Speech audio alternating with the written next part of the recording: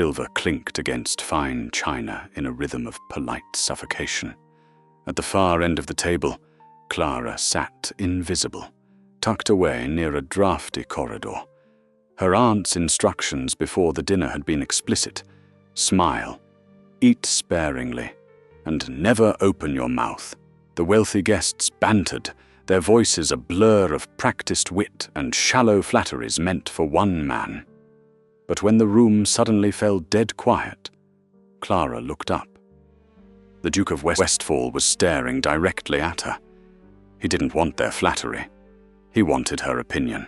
The dining room of Danvers House was a suffocating box of gilt and mahogany.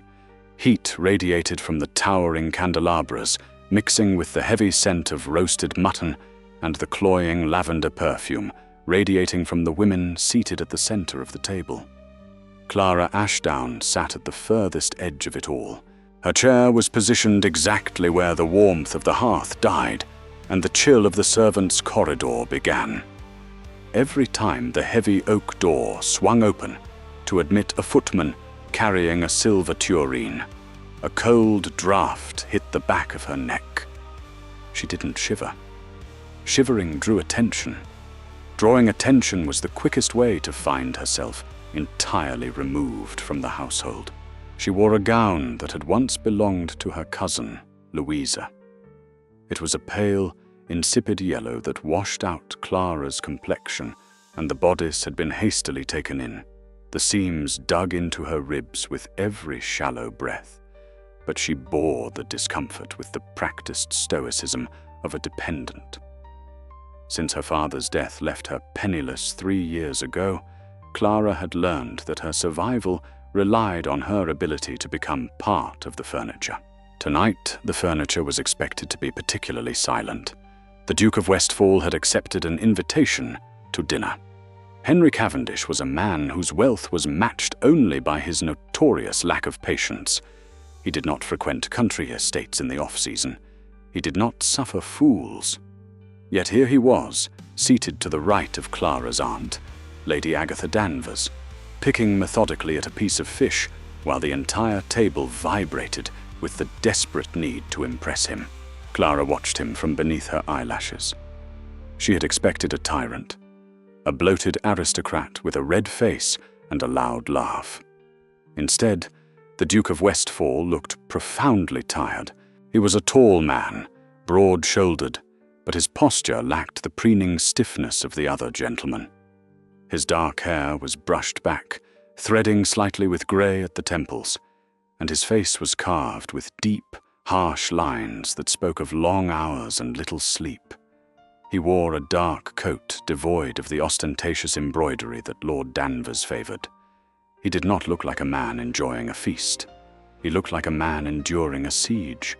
"Your Grace is too generous to the tenantry," Mr. Horace Finch was saying, leaning so far forward over his soup bowl that his cravat threatened to take a dip in the broth. Finch was a local magistrate, a man who possessed a small amount of land and a large amount of cruelty. "I have always said, you give the lower classes a new roof, and they simply complain about the draft. Firmness. That is what they respect." Clara kept her eyes glued to her plate. A muscle in her jaw tightened. She knew the reality of Finch's firmness. She had walked through the lower village just last week. She had seen the collapsed thatch on the cottages Finch refused to repair. She had seen children with chests rattling from the damp. Lady Danvers laughed, a high, brittle sound. "Oh, Mr. Finch, you are terribly harsh. But I suppose one must be practical. What does your Grace think?" The Duke slowly placed his spoon down. The faint clink sounded like a gavel dropping. The table instantly went silent. "I think, Lady Danvers," Henry said, his voice low, gravelly, and entirely devoid of amusement, "that practicality is often a convenient excuse for neglect." A tense, awkward silence fell over the silver and crystal. Finch flushed, his neck turning a mottled red. Lady Danvers's smile froze on her face. Clara bit the inside of her cheek to keep from smiling. It was a small, petty victory. But watching her oppressive aunt and the arrogant magistrate squirm brought a brief, sharp warmth to her chest. She looked up, just for a fraction of a second, to observe Finch's humiliation. In that fraction of a second, her eyes met the Duke's. He was looking down the length of the long table, past the towering floral arrangements, past the crystal goblets, straight into the shadows where she sat. Clara froze. Her heart gave a sudden, painful thud against her ribs. She immediately dropped her gaze back to her cold mutton, her hands folding tightly in her lap. Invisible. Remain invisible. But she could feel the weight of his stare.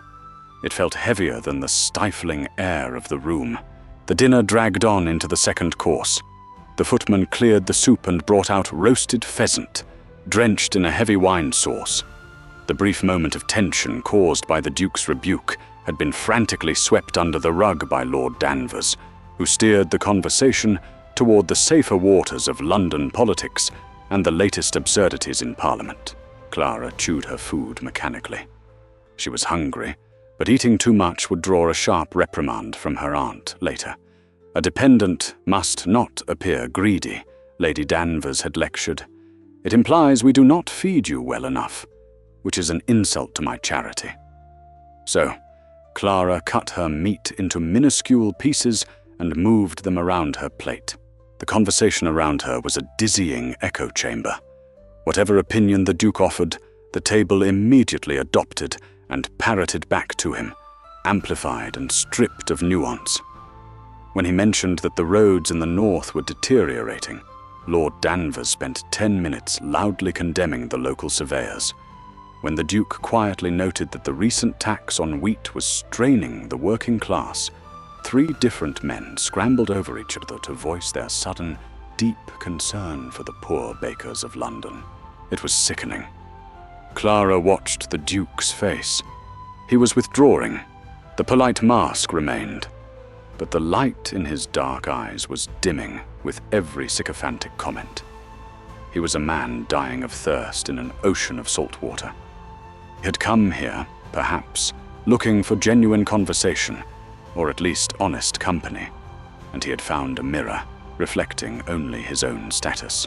"It is a complex issue, of course," Mr. Finch piped up again, having recovered from his earlier dressing down. He wiped his greasy chin with a linen napkin. "The new threshing machines, they say the labourers are threatening to break them. Luddites, the lot of them. They do not understand progress. They do not see that replacing manual labour is good for the economy." "Good for whose economy, Finch?" the Duke asked mildly. He rested his chin on his knuckles, his food largely untouched. "Why, the nation's, Your Grace. If a farm can produce twice the grain with half the men, the price of bread must fall. It is simple mathematics." Finch looked around the table, beaming, seeking validation. Lord Danvers nodded sagely. Clara let out a breath. It wasn't a sigh. It was barely a rush of air through her nose, a quiet, involuntary physical reaction to the sheer, dangerous stupidity of Finch's statement. The price of bread had not fallen. The owners of the machines kept the surplus profit, while the men who used to thresh the wheat by hand were turned out of their cottages with no wages to buy the bread, regardless of its price. It was not simple mathematics. It was starvation. The sound she made was so small it shouldn't have been heard over the clinking of silverware and the crackle of the hearth. But the Duke's head snapped toward her. Clara stiffened. She didn't look up, but she knew he was watching her again. The back of her neck prickled. The cold draft from the servant's door hit her, but she felt entirely too hot. "You disagree, Mr. Finch," the Duke said, his voice carrying clearly down the table. But he wasn't looking at Finch. Finch blinked, confused. "No, Your Grace. I am in favor of the machines. I was merely stating—" "I was not speaking to you," Henry interrupted. His tone was not loud, but it cut through the room like a physical blade. The clinking of silverware stopped. One by one, the guests turned their heads, following the Duke's gaze. They looked past the centerpieces, past the wealthy landowners and the glittering wives, down into the shadows at the end of the table. They looked at Clara. Lady Danvers's face went rigid. Her eyes darted from the Duke to her niece, panic flaring in her chest. A dependent was not supposed to be noticed. A dependent was certainly not supposed to interrupt the Duke of Westfall. "Your Grace," Lady Danvers said, her voice dripping with artificial sweetness, "that is merely my niece Clara. She is unaccustomed to society. A quiet girl. She knows nothing of these matters. Now, regarding the harvest, I did not ask about the harvest, Lady Danvers," the Duke said. He did not raise his voice. He didn't have to. "I asked what she thought of Mr. Finch's simple mathematics." The silence in the dining room became absolute. It was no longer the polite, expectant quiet of people waiting to flatter a superior.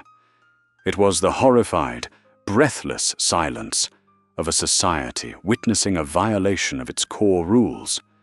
Clara looked up. Her aunt was glaring at her, a silent, venomous promise of retribution burning in her eyes. "Stay silent," the look screamed. "Say you know nothing. Apologize." If Clara humiliated the family in front of the Duke, she would be out on the street by morning. She had nowhere to go, no money, no friends who could take her in. She looked past her aunt's terrified, furious face. She looked at the Duke. Henry Cavendish sat perfectly still, watching her. There was no pity in his eyes. There was no gentle encouragement. There was only a sharp, probing intelligence. He had seen her silent reactions. He had recognized the cynicism in her posture, the restraint in her hands. He was offering her the floor, but he was not going to save her if she made a fool of herself. Clara placed her knife and fork down on the porcelain plate. The metal scraped lightly. She folded her hands in her lap to hide their trembling. "You wish to know my thoughts on Mr. Finch's mathematics, Your Grace?" Clara's voice was slightly raspy from disuse. She hadn't spoken a single word since the first course was served. "I do," the Duke replied. "Clara, please," Lady Danvers hissed, a desperate whisper meant only for her. "Do not be absurd." Clara ignored her aunt. She kept her eyes locked on the Duke. If she was going to ruin her life tonight, she would not do it staring at the floor. "Mr. Finch's mathematics are technically correct," Clara said evenly. Her voice gained strength as she spoke, finding a steady, calm rhythm. "If one machine replaces 20 men, production increases, but his equation is incomplete." Finch scoffed loudly. "Incomplete? I assure you, young woman." "Let her speak," the Duke commanded, without breaking eye contact with Clara. Clara swallowed dryly. "The equation fails to account for the variables. When 20 men are turned away from the fields, 20 families lose their wages. The price of bread could drop to a penny a loaf, Mr. Finch, but a man with no wages cannot afford a penny." She didn't raise her voice. She didn't let emotion bleed into her tone. She spoke with the cold, hard clarity of someone who had sat by the bedsides of coughing children in unheated rooms. "Furthermore," Clara continued, the words now flowing freely, "those displaced men do not simply vanish. They must go somewhere. They crowd into the parish workhouses, which are funded by the local poor rates. The poor rates are paid by the landowners. So the landowner saves money on wages by buying a machine, only to pay it back in taxes to keep the starving men from rioting. It is not progress, Your Grace. It is merely moving the ledger from one column to another while breaking the backs of the men in the middle." The room was so quiet that the hiss of a log splitting in the fireplace sounded like a gunshot. Mr. Finch's mouth was opening and closing like a landed trout, but no sound came out. Lord Danvers looked as though he might faint. Lady Danvers had gone entirely pale, her hands gripping the edge of the table so hard her knuckles were white. Clara sat back in her chair.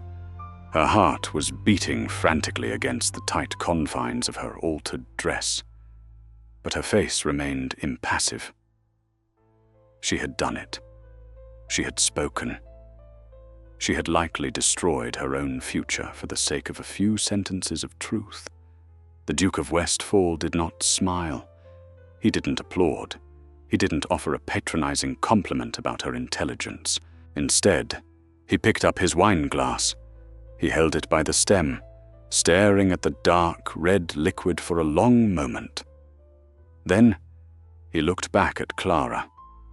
The heavier, tired lines around his eyes seemed to have eased just a fraction. The profound boredom that had weighed down his posture all evening was gone. "The ledger," the Duke murmured, testing the phrase. He looked at Finch, who flinched. Then he looked at Lord Danvers. "It appears, gentlemen, that the only person at this table who understands the actual cost of your land is the one seated furthest from the fire." Lady Danvers let out a small, strangled gasp. The Duke turned his attention back to Clara. The intense focus in his gaze made her breath hitch. "Tell me, Miss Ashdown," he said, and the fact that he knew her surname sent a jolt of shock through the room. "If the ledger is unbalanced, how would you balance it?" Clara looked at him. The terrifying realization dawned on her. He wasn't just entertaining himself, he was actually asking her. In a room full of powerful men, she was told to stay silent, but the Duke had just handed her the knife, and he was waiting to see how deep she was willing to cut. The remainder of the dinner passed in a state of suspended animation. The Duke of Westfall didn't ask Clara another question, nor did he address Mr. Finch for the rest of the evening. He ate his remaining courses with mechanical efficiency, offered polite, empty replies to Lord Danvers' desperate attempts at conversation, and departed before the tea tray was even assembled in the drawing room. The heavy front doors of Danvers' house slammed shut behind him. The echo rang through the foyer. Then the storm broke. Upstairs, Lady Danvers did not yell. She didn't need to. The single word was laced with enough venom to strip the varnish from the mahogany banister. Clara stood in the hallway, her hands clasped tightly in front of her. She did not argue. She turned and walked up the main staircase, feeling the burning gaze of her uncle and cousin on her spine. She kept her back straight. If she was going to be cast out into the winter mud, she would not give them the satisfaction of a cower. The door to Clara's small, sloping room under the eaves had barely clicked shut when it was shoved open again. Lady Danvers stepped inside. The space was instantly too small for the older woman's sprawling silk skirts and suffocating rage. "You insolent, ungrateful little wretch," Lady Danvers hissed. She closed the door behind her, ensuring the servants lingering in the back halls wouldn't hear. "I took you in. I put clothes on your back when your father left you with nothing but debts. I told you to keep your mouth shut." "You did, Aunt," Clara said quietly. "I apologize." "You apologize?" Lady Danvers stepped forward, her voice trembling with barely suppressed violence. "You humiliated Mr. Finch. You humiliated your uncle. You made it appear as though we harbor a radical under our roof. The Duke will likely cut all ties with this house. Lord Danvers was relying on his investment in the new canal." Clara looked at the peeling wallpaper behind her aunt's head. "The Duke asked me a direct question." "And you were supposed to play the fool." Lady Danvers slammed her hand against the small wooden washstand. The ceramic pitcher rattled sharply in its bowl. "You are a dependent, Clara. You have no dowry. You have no prospects. You have no right to an opinion. You exist here because I allow it. Do you understand?" "Yes." It was a flat, dead syllable. Clara understood it perfectly. She had understood it every day for 3 years. "Pack your things," Lady Danvers spat, turning toward the door. "I will not have a subversive, attention-seeking brat ruining my daughter's chances in society. I will send word to the vicar in the morning. Perhaps he knows of a position for a governess in some remote parish. Because you will not stay another night under my roof after tomorrow." The door clicked shut. The lock did not turn. There was no lock, but the finality of the sound trapped Clara just the same. She stood in the center of the freezing room for a long time. The solitary candle on her bedside table flickered, throwing long, erratic shadows across the slanted ceiling. She was terrified. A governess position without a strong recommendation was nearly impossible to secure. She was facing the very real prospect of the workhouse she had just defended. The cold dread pooled in her stomach, heavy and nauseating. Yet beneath the terror, a tiny, treasonous spark of adrenaline remained. She had spoken. For 5 minutes, she had not been a ghost. She had been a person with a voice, and a duke had listened. It was a meager fire to warm herself by as she froze to death. But it was hers. Clara pulled her battered leather trunk from under the narrow cot. She began folding her few plain dresses. She did not cry. Crying was a luxury for women who had someone to comfort them. Dawn broke grey and bitter. Clara sat on the edge of her trunk, fully dressed in her heavy woolen pelisse, waiting for the summons to be thrown out. The house began to wake. Floorboards creaked. Servants hurried up and down the back stairs. At 8 o'clock, heavy footsteps approached her door. It swung open to reveal Mrs. Higgins, the housekeeper, looking utterly bewildered. "Miss Clara," the older woman said, wiping her hands on her apron. "You're to come down to the morning room at once." Clara stood. She picked up her small reticule.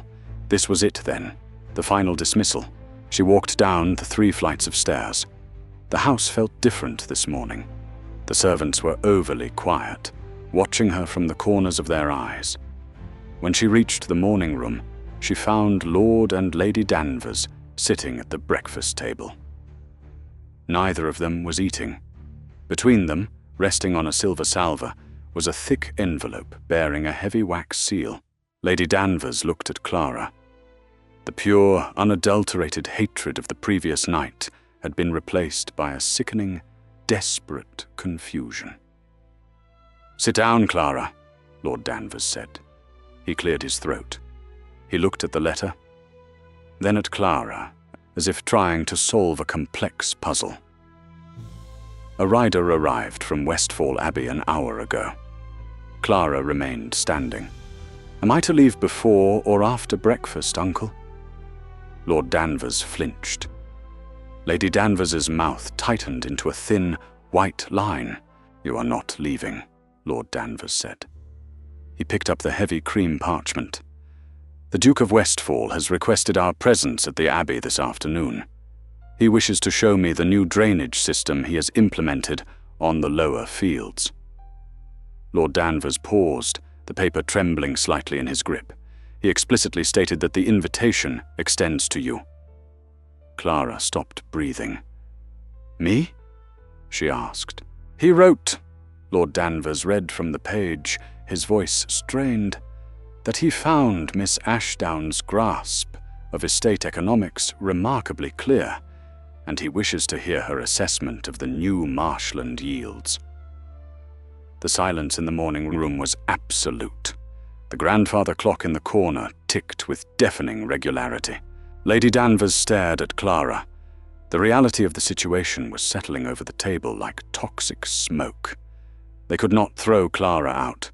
If the Duke arrived to find the girl he had specifically invited gone, the insult would be unforgivable. Clara was no longer just a dependent. She was a tether to the most powerful man in the county. "You will wear Louisa's blue merino wool today," Lady Danvers said, her voice shaking with the effort of feigning civility. "And you will speak only when spoken to. But you will speak, Clara. Am I understood?" Clara looked at the heavy wax seal on the silver tray, the crest of the Duke of Westfall. "I understand perfectly, Aunt," Clara said. Westfall Abbey was not a warm home. It was a fortress. Built of dark, rough-hewn stone, it crouched against the hillside like a dormant beast. There were no frivolous ornamental gardens here, only vast stretches of working land, dark forests, and a sprawling network of tenant farms. The Danvers carriage rattled up the long, unpaved drive. The sky was an iron sheet, threatening rain. Clara sat opposite her aunt and uncle, clad in the blue merino wool. It fit better than the yellow dress, but it was still second-hand, the cuffs slightly frayed. When they arrived, the Duke was not waiting in a gilded drawing room. A footman directed them around the side of the house toward the stables. Henry Cavendish stood in the muddy courtyard, surrounded by dogs. He wore tall leather riding boots coated in a thick layer of wet earth, a heavy wool coat, and no hat. He was speaking to a man who looked like an estate manager, pointing toward a ledger in the man's hands. Lord Danvers hurried forward, his own polished boots sinking immediately into the muck. "Your Grace, a brisk morning for it." "We are honored by the invitation," Henry turned. He dismissed the manager with a nod and looked at the approaching party. His eyes bypassed Lord Danvers entirely and landed on Clara. "Miss Ashdown," Henry said. "Your Grace," Clara replied, dropping into a perfectly measured curtsy. Lady Danvers hovered, a nervous, hovering presence. "We are entirely at your disposal, Your Grace, though I fear the mud might be a bit much for the ladies. Perhaps Clara and I should wait indoors while you and my husband—" "I brought Miss Ashdown here to look at a bog, Lady Danvers. I suspect she is not made of sugar," Henry interrupted smoothly. He looked at Clara's sturdy, plain boots. "Are you?" "I have survived damp weather before, Your Grace," Clara said evenly. "Good." Henry turned to Lord Danvers. "My manager will show you the drainage pumps in the north field, Danvers. It is a technical demonstration. Miss Ashdown and I will walk the southern perimeter. We will reconvene for tea in 2 hours." Lord Danvers opened his mouth, closed it, and nodded frantically. He practically shoved his wife toward the main house before hurrying after the manager. Clara was left standing alone in the muddy courtyard with the Duke of Westfall. "Walk with me," Henry said. He didn't offer his arm. He simply turned and began walking down a rutted path that led away from the abbey and toward the sweeping expanse of grey fields. Clara followed. She had to lengthen her stride to keep up with him. The silence stretched between them, broken only by the squelch of their boots in the mud and the distant barking of the dogs. "Your aunt was going to throw you out," Henry stated. It wasn't a question. Clara looked at his profile. His jaw was set, his eyes fixed on the horizon. "She was. I assume my letter prevented it." "It delayed it," Clara corrected. "Once you leave the county, I will be sent to a vicarage in Yorkshire to teach unruly children how to conjugate Latin verbs." Henry let out a short, harsh breath that might have been a laugh. "You think I am playing a game with you, Miss Ashdown? A brief amusement to break the monotony of the country. Are you not?" Clara asked. She didn't have the energy for pretense today. The exhaustion of the previous night had stripped away her usual caution. "You are a duke. You surrounded yourself with sycophants last night, and when you grew bored with their flattery, you used me as a blunt instrument to batter them with. It was effective, but let us not pretend it was an act of charity." Henry stopped walking. He turned to face her. The wind whipped his dark coat around his legs. Up close, in the harsh daylight, the lines of exhaustion on his face were even more pronounced. He looked like a man carrying a physical weight. "It was not charity," Henry agreed, his voice dropping low. "It was desperation." Do you know what it is like, Miss Ashdown, to spend your life surrounded by people who will agree that the sky is green if you say it loudly enough? Finch would burn his own tenants' houses to the ground if he thought it would earn him a nod from me. Then do not nod at him, Clara said bluntly. I don't, but they keep trying. Henry looked out over the bleak, muddy fields. I own 60,000 acres. 3,000 people rely on this land for their survival. If I make a mistake, if I miscalculate a crop rotation or invest in the wrong machinery, I don't miss a meal. My tenants starve, and the men who advise me, the men who manage the local laws like your uncle and Finch, they do not care. They only look at the ledger. He turned back to her, his dark eyes intense, pinning her to the spot. Last night, you were the only person in that room who looked at the math and saw the blood. You saw the reality behind the numbers. I didn't invite you here today to amuse myself. I invited you here because I need someone who isn't afraid of the mud. Clara stared at him. The cold wind bit at her cheeks, but she felt a sudden, sharp heat in her chest. He was not patronizing her. He was exposing the raw, ugly machinery of his own life and asking her to look at it. Show me, Clara said, her voice steady. Henry nodded. They resumed their walk. He took her to the edge of the newly drained marshland. He didn't speak of poetry or the weather. He spoke of soil composition, of the cost of clay pipes versus timber, of the exact yield required to ensure the tenant farmers could pay their rents and still have enough grain to survive the winter. Clara listened. When she saw a flaw in his logic, she pointed it out. When he cited a figure that seemed overly optimistic regarding the manual labor required to clear the ditches, she corrected him based on what she had seen the local men endure. They stood by a muddy trench, arguing over the depreciation rate of a steam pump. The wind howled around them. Clara's hair was pulling loose from its pins, whipping across her face. The hem of Louisa's blue dress was caked in thick grey mud. She had never felt more alive. You calculate the depreciation too aggressively, Clara said, pointing a gloved finger at the trench.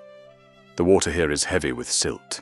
The valves will clog twice as fast as the manufacturer claims. If you don't factor in the cost of a mechanic to clear them every 3 months, your entire profit margin for the barley crop vanishes. Henry stared at the trench. He dragged a hand through his wind-blown hair. Silt, he muttered. He looked at Clara, a slow, genuine realization dawning on his face. The manufacturer assured me the filters would hold. The manufacturer lives in London and tests his machines in clean water, Clara said dryly. Henry looked at her. For the first time since she had seen him at the dinner table, the tight, cynical line of his mouth softened. The ghost of a smile touched his lips. It transformed his face entirely, stripping away the harshness and revealing something startlingly human. You are a very ruthless accountant, Miss Ashdown, he said. Poverty makes one ruthless, Your Grace. It leaves no room for optimism. Henry, he said quietly. Clara blinked, caught off guard. Pardon, my name. If we are going to argue over the mechanics of steam pumps in a frozen bog, you might as well use my name. Clara looked at him, feeling the solid, dangerous reality of the man standing before her. He was offering an intimacy she had no right to accept. A dependent didn't use a duke's Christian name. It was a line that, once crossed, could never be uncrossed. I think, Your Grace, Clara said carefully, holding his gaze, that we should return to the house. My aunt will be having an apoplexy regarding the state of my hem. Henry's smile faded, replaced by that familiar, piercing look of understanding. He knew exactly what she was doing. He knew she was rebuilding the wall he had just tried to tear down. Of course, Miss Ashdown, he said. He turned and gestured back toward the sprawling stone abbey. "Let us go pacify your aunt." The Danvers household underwent a violent, terrifying transformation over the next fortnight. Clara was no longer a ghost. She had become the most valuable commodity in the house. Lady Danvers' previous hostility vanished, replaced by a suffocating, cloying affection that made Clara's skin crawl. Suddenly there was a fire in Clara's attic room every night. Suddenly a seamstress was summoned to alter 3 of Louisa's nicer gowns for Clara to wear. At dinner, Clara was moved from the draughty end of the table to a seat directly across from her aunt, where she was forced to endure endless, interrogating conversations about her interactions with the Duke. "Did he mention the canal investment again, dearest?" Lady Danvers asked over breakfast, pushing a plate of buttered toast toward Clara. Her smile was brittle, a mask of maternal concern stretched tight over avarice. "Your uncle is so keen to secure his share before the Duke returns to London." "He did not mention the canal, Aunt," Clara replied, taking a small bite of the toast. "It tasted like ash. Well, you must bring it up next time," Lord Danvers interjected, not looking up from his newspaper. "Subtly, of course. You have a knack for numbers, Clara. Point out the logistical benefits of the southern route. It runs directly through my property." Clara lowered her toast. They were turning her into a handler. They saw Henry's interest in her intellect, not as a matter of respect, but as a weakness to be exploited. "I am not his advisor, Uncle," Clara said. "I am merely a sounding board. He speaks. I listen." "Nonsense," Lady Danvers said sharply. "He sent his carriage for you twice this week. He took you riding to the old mill. A duke does not spend that much time with a penniless orphan simply to hear himself speak. He is captivated by you, Clara. It is highly unorthodox, but we must be pragmatic." Lady Danvers leaned in, lowering her voice. "You have a duty to this family. We took you in. Now it is time for you to repay that debt. Keep his attention, secure his favor, and ensure that when he signs the canal contracts, the Danvers name is at the top of the list." Clara felt a cold sickness pool in her gut. The small, fragile space she had carved out with Henry, the arguments over mud and machinery, the rare, quiet moments where he looked at her without the armor of his title, was being poisoned by her family's greed. If Henry realized she was being used as a mouthpiece to line her uncle's pockets, the respect he had shown her would vanish. He would see her just as he saw Finch, a sycophant with an agenda. That evening, the Danvers hosted a small card party. It was a carefully curated event, designed explicitly to showcase Clara to the Duke in a domestic setting. The drawing room was stiflingly warm. Clara sat at a small baize-covered table, playing whist with Mr. Finch, Louisa, and a local squire. She wore a newly altered gown of deep green velvet. It was beautiful, but it felt like a heavy chain around her neck. Henry arrived late. He walked into the room, instantly dominating the space. He navigated the grasping conversations of the other guests with practiced, lethal politeness, his eyes sweeping the room until they found Clara. When he approached her table, the other 3 players immediately stiffened. "A poor hand, Miss Ashdown?" Henry asked, standing behind her chair. "A terrible one, Your Grace," Clara said, staring at the useless cards in her hand. "But one must play the cards one is dealt." Finch chuckled nervously. "Miss Ashdown is too modest. She has a sharp mind for the game." Henry looked at Finch. The warmth in the Duke's eyes died instantly. "I am sure she does, Mr. Finch. I find that survival often requires a sharp mind." He turned his attention back to Clara. "Walk with me to the terrace, Miss Ashdown. The air in here is unbearable." It was a command, not a request. Clara set her cards down. The entire room went silent as she rose. She could feel her aunt's eyes burning into her back, a silent scream to mention the canal. Clara followed Henry through the French doors onto the stone terrace. The night air was freezing, a sharp, clean shock to the system. The door clicked shut behind them, muting the chatter of the drawing room.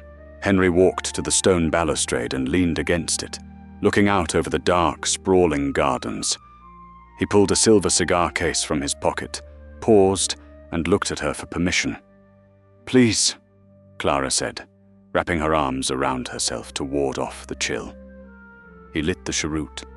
The tip glowed red in the darkness, illuminating the harsh, exhausted lines of his face. He took a slow drag and exhaled a plume of pale smoke. "They have dressed you up," Henry said quietly, not looking at her. Clara looked down at the heavy green velvet. "My aunt felt my previous wardrobe was lacking. Your aunt is an opportunist." He turned his head, his dark eyes locking onto hers. "What did she ask you to get from me tonight? Money? Land? A promise for the canal?" Clara froze. The breath caught in her throat. She should have known he would see right through it. A man who spent his life avoiding traps knew exactly what bait looked like. "She asked for nothing," Clara lied smoothly. Her voice was steady, but her hands shook slightly. She tucked them into the folds of her skirt. Henry took a step closer to her. The smell of cold air, wool and tobacco surrounded her. He was too large, too imposing, and suddenly too close. "Do not lie to me, Clara," he said. The use of her first name hit her like a physical blow. It wasn't an invitation this time. It was a demand for honesty. "I watched Lord Danvers push you toward me the moment I walked in. I saw the way you looked at those cards. You looked like a prisoner waiting for the executioner. Tell me what they want." "It does not matter what they want," Clara said, her voice rising slightly in defense. She stepped back, hitting the cold stone of the balustrade. "Because I am not going to ask you for it." "Why not?" Henry challenged. He stepped closer again, pinning her in place, his gaze relentless. "It is the way of the world. You have my ear. They have leverage over you. It is simple mathematics, is it not? Exploit the asset." "Because I am not an asset," Clara snapped, the anger finally cracking her stoic facade. Her chest heaved. "I am a dependent. I am a burden. But I will not be a beggar for them. I will not let them turn the only honest conversations I have had in 3 years into a transaction. So you can keep your canal, and your land, and your money. I don't want it." Henry stared at her. The anger in his eyes slowly dissolved, replaced by something far more dangerous. It was admiration, deep, quiet, and immovable. He reached out. Clara flinched slightly, but he didn't grab her. He gently brushed a stray lock of hair away from her freezing cheek. His fingers were warm against her skin. "Good," Henry murmured, his voice rough. "Because if you had asked, I would have given it to you, and I would have hated us both for it." The morning sun did not break through the thick layer of winter clouds. It merely turned the sky the color of bruised iron.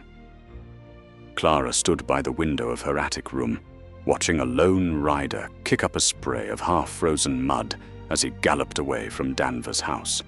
The rider wore the dark green livery of the Duke of Westfall. He carried a single letter.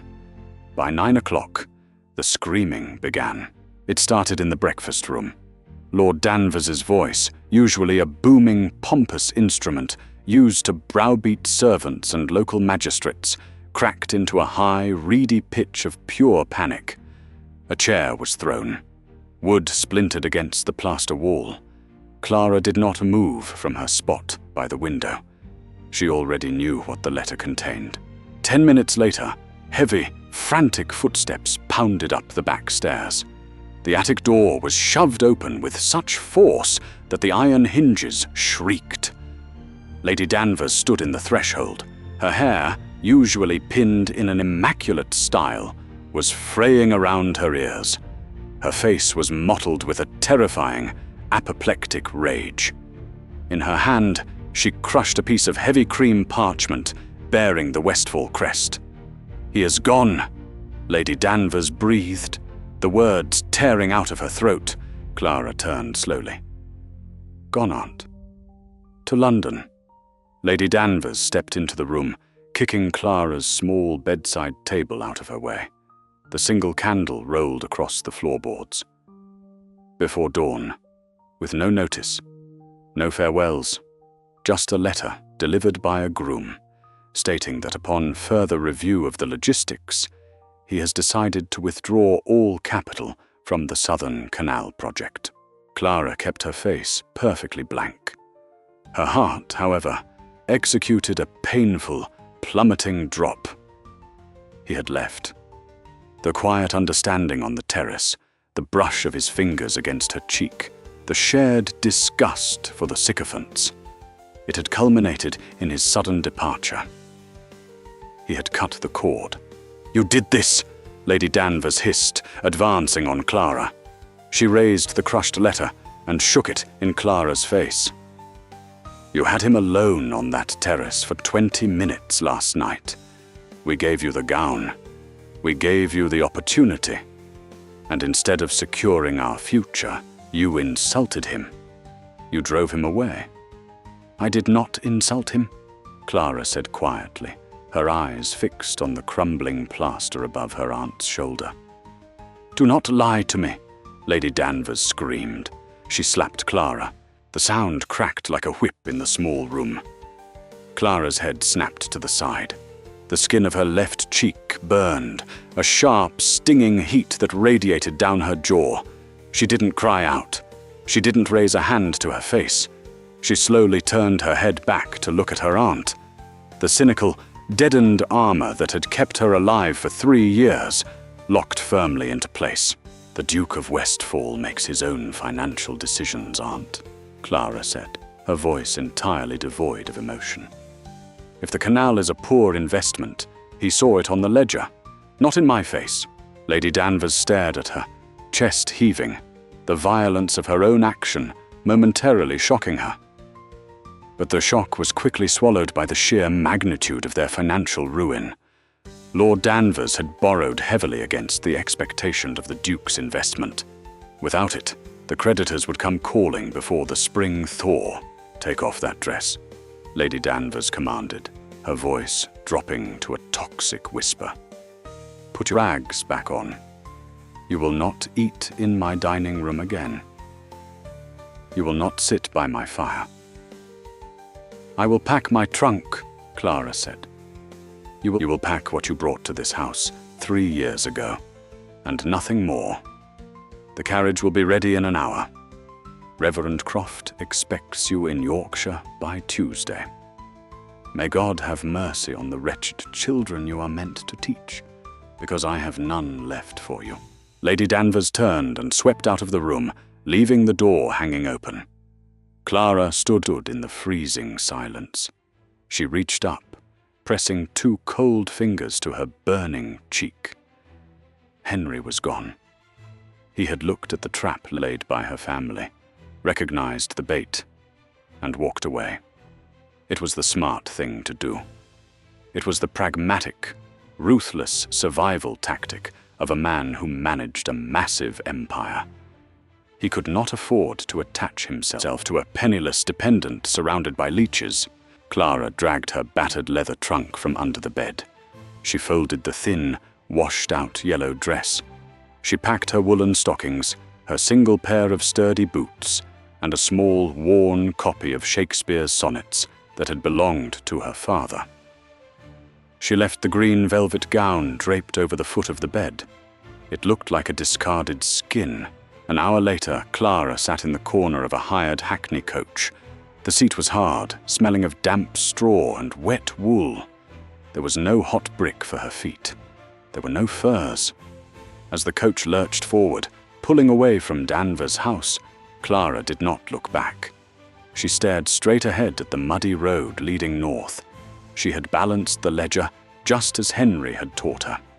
She had spoken the truth, and the cost was her exile. It was brutal mathematics, but the math was correct. Yorkshire was not a place, it was a condition. The village of Oakhaven sat at the bottom of a steep, treeless valley, perpetually shadowed by the surrounding moors. The wind did not blow here. It scraped it. It tore at the thatch roofs and rattled the thin glass of the leaded windows. Reverend Croft's vicarage was a grim stone structure that seemed to sweat cold moisture from its walls. The Reverend himself was a tall, skeletal man who viewed joy as a moral failing and comfort as a sin. He had a weary, beaten-down wife and 4 daughters ranging in age from 7 to 14. They were entirely undisciplined, entirely uneducated, and entirely resentful of Clara's presence. For 2 months, Clara existed in a state of numb survival. She woke at 5 in the morning to break the ice in her wash basin. She taught history, French, and rudimentary mathematics to 4 girls who preferred to throw ink pots at the walls. She ate thin oat porridge for breakfast and boiled root vegetables for supper. Her hands, unaccustomed to the harsh lye soap used for mending, developed raw red chilblains that bled when she bent her fingers. She did not complain. There was no one to complain to. Instead, she observed. She watched the way Reverend Croft counted the coppers from the parish poor box. She watched the way the local butcher overcharged the vicarage for inferior cuts of mutton. She saw the inefficiency, the small bleeding wounds in the household's meager economy. One evening in late February, Clara sat in the freezing parlor, correcting terrible slate-board spellings by the light of a single tallow candle. Reverend Croft sat at his desk across the room, muttering angrily over his ledger. "The coal merchant is a thief," Croft grumbled, slamming his fist against the desk. 3 shillings more a ton than last winter. We shall freeze. Clara did not look up from the slate. "You buy by the hundredweight, Reverend?" Croft scowled at her. He disliked Clara. He disliked her calm demeanor and the quiet, assessing way she looked at him. "I buy what I can afford, Miss Ashdown. We are not dukes and lords. If you borrow £2 from the parish reserve to buy in bulk directly from the colliery in Sheffield, you bypass the local merchant's markup," Clara said, her chalk scratching methodically against the slate. "You save 4 shillings a ton, you repay the reserve within 3 months, and you have enough coal to heat the schoolroom through March." The scratching of the chalk stopped. Clara wiped a smudge of dust from her thumb, a dull ache throbbing in her swollen joints. Croft stared at her. He looked at his ledger, did the mental arithmetic, and his scowl deepened into something resembling suspicious awe. "Who taught you to calculate merchant freight rates?" Clara looked at the dying embers in the grate.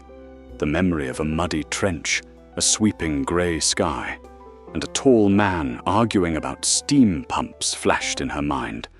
The memory was a physical pain, sharper than the cold. "I learned it in a bog," Clara said flatly. She turned back to the slate. She saved the vicarage £6 over the next 4 weeks. She streamlined their purchasing. She renegotiated with the butcher by pointing out his short waits with icy, irrefutable logic. She didn't do it out of affection for the Crofts. She did it to keep her own room slightly warmer, to ensure the porridge was marginally thicker. It was the ruthless application of mathematics to stave off misery. March arrived, bringing heavy, driving sleet that turned the village roads into impassable rivers of grey sludge. Clara was in the schoolroom on a Tuesday afternoon, trying to force the eldest Croft girl to conjugate a French verb, when a heavy, rhythmic thudding sounded over the roar of the wind. It was the sound of 16 hooves. Clara paused. The girls scrambled from their benches, rushing to the narrow window that looked out over the front yard. "A carriage!" The youngest shrieked, pressing her nose against the glass. "A grand carriage, with 4 horses!" Clara did not move. Grand carriages did not come to Oakhaven. They certainly did not stop at the vicarage. It was likely a local magistrate whose axle had cracked on the rutted turnpike. Heavy footsteps pounded up the stairs. Reverend Croft burst into the schoolroom, his face pale, his clerical collar sitting crooked against his neck. He looked at Clara as if she had just materialized from thin air. "Miss Ashdown," Croft stammered, pointing a trembling finger toward the door. "You are required in the parlor. At once." "Is there a problem with the butcher's account again, Reverend?" Clara asked, picking up a cloth to wipe the chalkboards. "It is not the butcher," Croft hissed. He grabbed her arm, a gross violation of protocol, and pulled her toward the door. "It is the Duke of Westfall." The cloth slipped from Clara's fingers. It hit the wooden floorboards with a soft, dull thud. The air in the room vanished. Her lungs seized. For a fraction of a second, the heavy, cynical armor she wore cracked, exposing the raw, desperate panic beneath. "That is impossible," Clara said.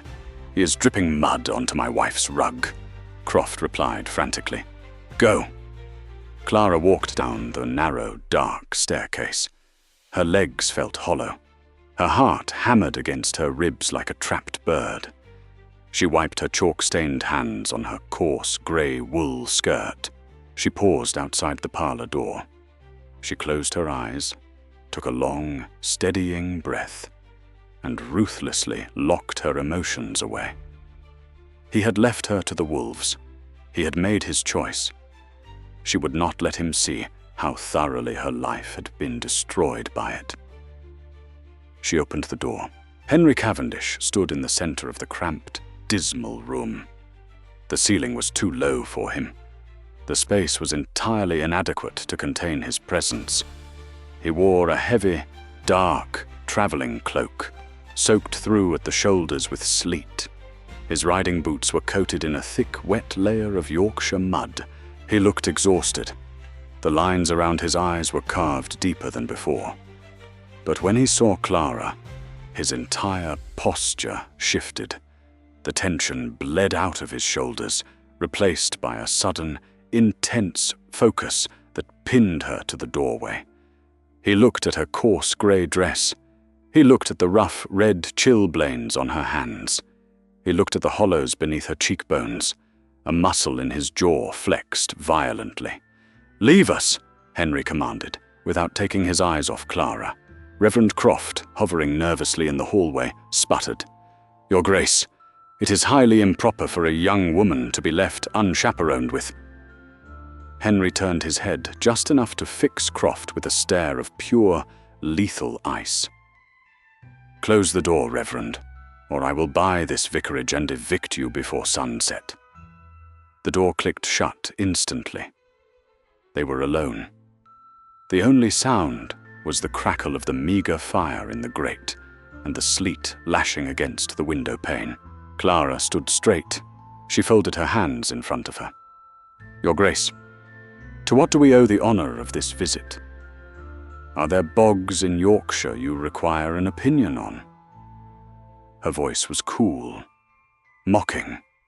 It was a shield, and they both knew it. Henry closed the distance between them in 3 long strides. He didn't stop until he was inches from her. The smell of rain, leather, and horses surrounded her, overwhelming the damp, mouldy scent of the vicarage. "I went to London," Henry said. His voice was rough, scraping like a rusty hinge. "I am aware," Clara replied, keeping her eyes fixed on the silver clasp of his cloak. "My aunt was remarkably thorough in communicating your departure." "Did she communicate why?"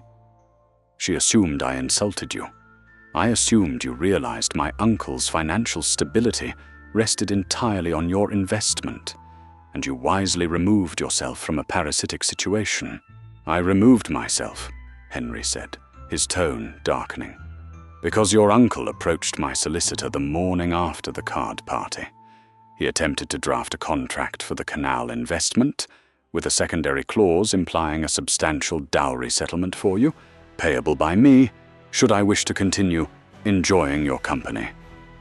Clara's breath hitched. The blood drained entirely from her face. The room tilted dangerously. Her uncle had tried to sell her. Not in marriage, in patronage. He had tried to turn her into the Duke's kept woman in exchange for a canal. The sheer, repulsive degradation of it made her stomach heave. Henry reached out. He took her bare, chilblain-scarred hands in his large, warm ones. He didn't pull away from the roughness of her skin. He held them tightly, anchoring her.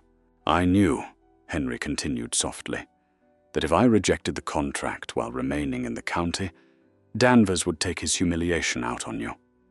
I knew if I stayed, I would likely kill him. So I left. I went to London to systematically dismantle his credit. Clara looked up at him, shocked. You dismantled his credit? I am a duke, Clara. I own half the banks he borrows from. I called in his loans. I bought his debts. He is currently liquidating his carriage horses to pay his tailor. It took me 2 months to ensure he would never have the financial leverage to control another human being again. And then I had to find you. He stepped closer. The heat radiating from him cut through the freezing damp of the room. It took me 3 weeks to track you to this godforsaken valley, Henry whispered, his eyes searching her face. I thought you were safe. I thought he had sent you to a decent post. If I had known. He looked down at her hands again, his thumb brushing gently over a raw, red knuckle. I would have burned Danvers' house to the ground. Clara stared at him. The walls she had built over the last 3 years, the careful, silent neutrality, the cynical acceptance of her own worthlessness, were shattering. Why? Clara asked. Her voice broke. It was a fragile, human sound. Why would you do all of that? I am a dependent. I am nobody. You are the only person who looks at my ledger and tells me the truth, Henry said fiercely. He let go of her hands and framed her face, his thumbs resting on her cheekbones. You stood in a room full of powerful men who could destroy you, and you told them they were wrong. You stood in the mud and argued with me about steam pumps. You refused to be bought. He leaned in, his forehead resting against hers. I spend my life surrounded by people who want a piece of me, Henry murmured. I don't want a wife who flatters me. I don't want a companion who fears me. I want a partner who will point out the flaws in my mathematics. I want a woman who isn't afraid of the mud. He pulled back just enough to look into her eyes. The exhaustion was still there, but beneath it burned a fierce, unyielding devotion. Marry me, Clara, Henry commanded. It wasn't a request. It was an absolute certainty. Pack your trunk. Leave this miserable place. Come back to Westfall Abbey with me. Help me run the estate. Help me balance the ledger. Be my duchess. Clara looked at the man standing before her. He was not a savior riding in on a white horse. He was a ruthless, tired man, carrying the weight of thousands of lives, asking her to help him carry it. He wasn't offering her a fairy tale. He was offering her power. He was offering her a voice. She looked at his muddy boots. She looked at his waiting, tense face. Clara smiled. It was not a polite dependence smile. It was a sharp, brilliant, and entirely genuine smile that reached her eyes. Your depreciation rate on the northern pumps is still too aggressive, Henry, Clara said softly.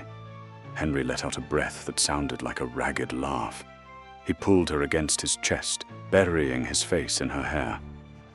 Then you will have to fix it, Clara. You will have to fix it all.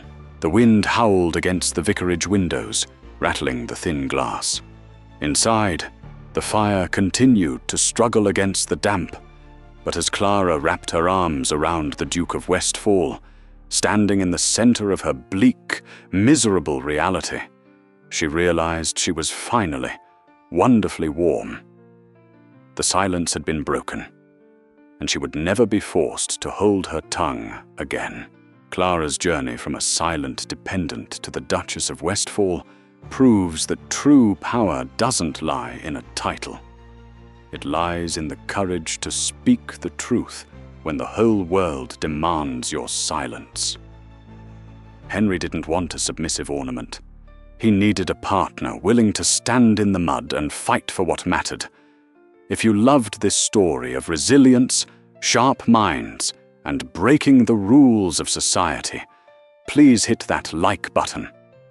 Share this video with someone who loves a fierce heroine, and subscribe to the channel for more deeply emotional historical dramas. See you next time.